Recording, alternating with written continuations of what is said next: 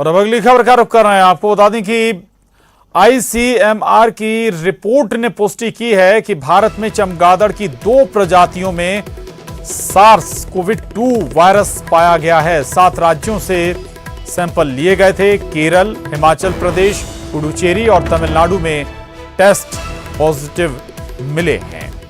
तो ये दरअसल चमगादड़ और कोरोना का कनेक्शन, जिसको लेकर पहले भी चर्चाएं होती रही हैं, सवाल उठते रहे और अब आईसीएमआर की रिपोर्ट ने इसकी पुष्टि की है। भारत में चमगादड़ की 2 प्रजातियों में सार्स कोविड-2 वायरस पाया गया है। हमारे साथ नेशनल एडिटर शैलेंद्र वांगू जुड़ गए हैं और जानकारी के साथ। शैलेंद्र, चीन में कहा जाता है कि चमगादड़ के जरिए ही ये वायरस इंसानों तक पहुंचा और इंसानों के में पहुंचने के बाद पूरे विश्व में ये महामारी के तौर पर अब इस वक्त मौजूद है। आईसीएमआर ने जो रिसर्च की है और जो रिपोर्ट तैयार की है, उसमें बताया जा रहा है कि भारत में जो चमगादड़ की 2 प्रजातियां हैं उनमें सार्स कोविड-2 मौजूद है। ये कितना घातक है इंसानों के लिए, ये भी साफ किया गया है क्या? देखिए, पहले समझना ये जरूरी होगा कि इसका स्टडी का मकसद क्या था। स्टडी का मकसद ये था कि भारत में भी जो चमगादड़ अलग अलग राज्यों में है, क्या उनमें भी इस तरह की बीमारी है, इस तरह का वायरस उनमें मौजूद है। इसके लिए स्टडी की गई थी और 2018 और 2019 में सैंपल लिए गए थे और अलग अलग राज्यों से बैट्स को इकट्ठा किया गया था। उनके रेक्टल स्वैब्स और थ्रोट स्वैब्स को टेस्ट किया गया।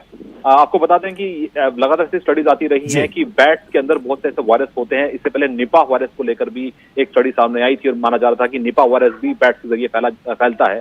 तो ऐसे में जो ये नई स्टडी आई है, उसके मुताबिक 4 राज्यों के जो सैंपल्स हैं वो पॉजिटिव आए हैं। यानी कि कोरोना का जो वायरस है वो 4 राज्यों में उनकी पुष्टि हुई है, जिसमें केरल, हिमाचल प्रदेश, पुडुचेरी और तमिलनाडु शामिल है।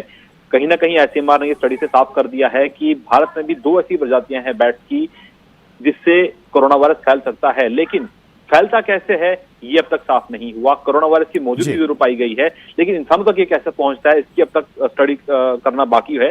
स्टडी में ये भी कहा गया है कि जो ये पूरी आज रिसर्च की गई है भारत के आईसीएमआर द्वारा, उसका मकसद ये है कि आने वाले दिनों में भी इस रिसर्च को जारी रखा जाए, ताकि इस तरह के किसी भी पेंडेमिक से बचने के लिए पहले से ही तैयारी कर ली जाए, किसी भी हेल्थ स्वास्थ्य इमरजेंसी से निपटने के लिए। इसलिए स्टडी को किया गया और उसको हाल ही में रिलीज किया गया है। जी बिल्कुल, लेकिन कोविड-2 का जिक्र यहां पर हो रहा है। कोविड-19 और कोविड कई इसमें डिवाइडेशन भी हैं। कोविड-19 चूंकि बेहद घातक भी है, कोविड-2 के बारे में कोई डिटेल जानकारी दी गई है क्या? देखिए, बेसिकली कोविड-19 इस बीमारी का नाम रखा गया है, नाम दिया गया है, लेकिन जो वायरस इस बीमारी के पीछे है उसका नाम SARS-CoV के नाम से वो वायरस है। तो वही SARS-CoV इस चमगादड़ में पाया गया है, 2 प्रजातियों में पाया गया है। इनके अलग अलग सैंपल्स लिए गए हैं। बहुत से चमगादड़ इसमें इनकी मौत भी हुई है, वो मर चुके हैं, लेकिन उसके बावजूद स्टडी को कराना जरूरी था ताकि सच सामने आ सके। और क्योंकि लगातार ये कहा जाता रहा है कि चाइना में इस चमगादड़ के जरिए ही ये पूरी बीमारी फैली है, तो रिसर्चर्स ने इस पे काम करना शुरू किया और आखिर में ये साफ हुआ है कि इंडियन बैट्स में भी ये मौजूद है, लेकिन ये इंसानों तक कैसे पहुंचता है ये तक इसमें साफ नहीं है। लेकिन इसमें ये जरूर कहा गया है कि आगे भी इस स्टडी को जारी रखना जरूरी है, ताकि ये साफ हो सके कि आने वाले वक्त में कभी इस तरह का पेंडेमिक की स्थिति हो तो हम ये समझ सके ये वायरस कहां से आया है और इसका इलाज क्या होना चाहिए।